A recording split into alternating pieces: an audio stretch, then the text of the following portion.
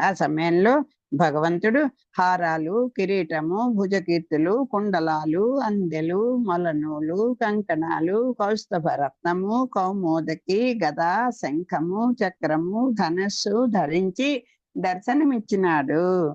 అతనికి మరకత మణి వంటి నల్లని మేను, పద్మాల వంటి కన్నులు కాంతులు ఎన్నుతున్నాయి. తళతళలాడే మకర కుండలాల కాంతులు చెక్కిళ్లపై ప్రసరిస్తున్నాయి. బంగారు రంగు పట్టు వస్త్రం ధరించి ఉన్నాడు. కంఠాన వైజయంతి మాల ప్రకాశిస్తున్నది. మిక్కిలి అందంగా ఉన్న స్వామి రూపాన్ని బ్రహ్మదేవుడు, శివుడు, దేవతలు సంతోషంగా కనుగొన్నారు.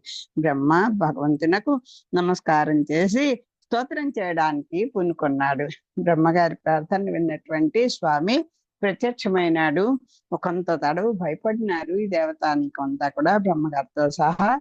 మళ్ళీ చూపులు కూడా చెదిరిపోయాయి.